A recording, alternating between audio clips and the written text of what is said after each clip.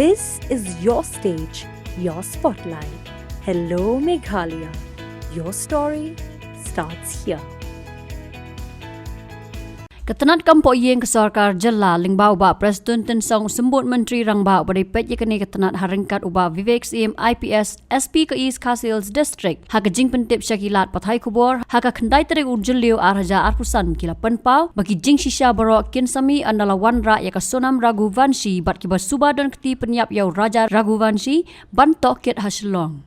Yaka Sonam kepala Subah dan Ketiban Serla bat usamla jongka Uraj Singh Kushwaha ban Pynïap yau kurum jongka lem kiwei pat laingot kata arngot na indoor bat uwei na Lalitpur ansatian bishar yaki hayeng kasari hanongba haki khindiat sngi ban wan hakaba ansatep yaki Jingshisha Baroh. Once they come here, then we will know about their background, educational background. They think that is when they come here. Let the truth come out very soon.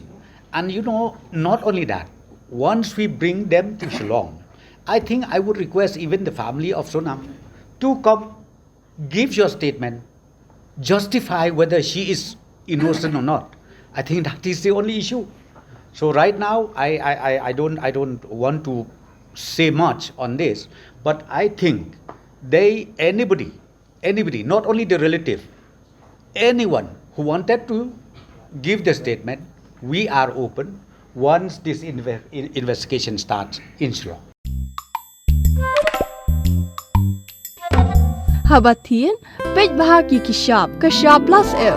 Ka plus F? Hakabam bangibam dunaki eki batay kamet. Namar kata habathiru atau kau kamlu ka umpnyang kadut pej ya kashab plus F haka jingsom.